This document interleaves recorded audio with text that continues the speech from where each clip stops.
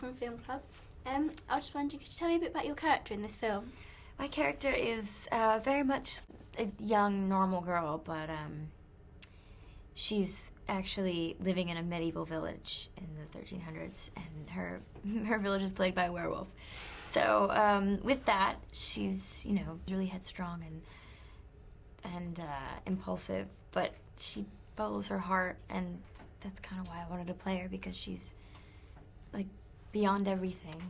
She wants what she wants, and she's just very positive. Well, I play Peter, who's his profession that he's a woodcutter, and he, you know, is kind of a mysterious outsider. He doesn't have any family and isn't really close to anybody in the town, so everybody kind of has their judgments or their thoughts about him. And he's a thug and a thief. Do you want to continue with the part where me and Red Riding are in love, and you want her and she doesn't like Oh, you? okay. Well, I play Henry, who is the blacksmith, and he's betrothed to Valerie's character in an arranged marriage because Henry's wealthy.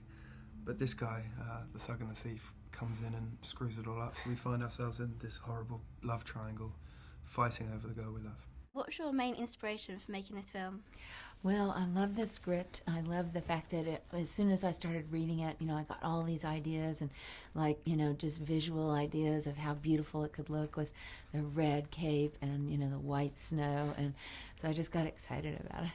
What was it like acting a traditional fairy tale character but with a modern twist? I wanted to know Red Riding Hood as much as I could, but I couldn't get too attached to that material because it's for a modern day audience, a young audience.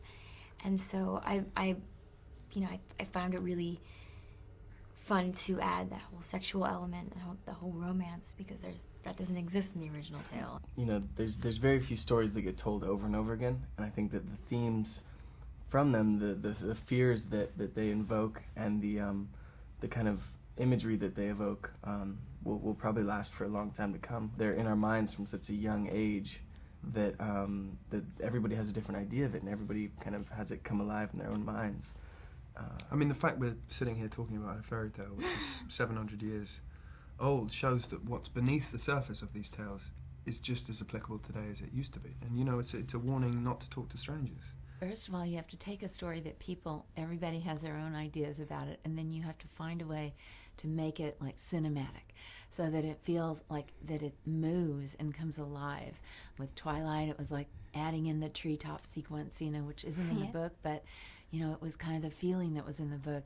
And in this case, it's a little tiny short story, and then we had to make it like richer and feel her family and all the life of the village. You mentioned working with Catherine Hardwicke. What was that actually like? She's crazy. She's pretty nuts. She's pretty nuts. But not, you know, in a good. She has a unique style of directing. I think Max and I, even in our screen tests, you know, she was kind of blaring music and having us push each other and scream obscenities. Be that as we're trying macho as we possibly could. Make up. Yeah. So you know, it was unique, and she's just like, she's a really great artist, and for her to kind of create this whole world was kind of the perfect film for her to make, I think.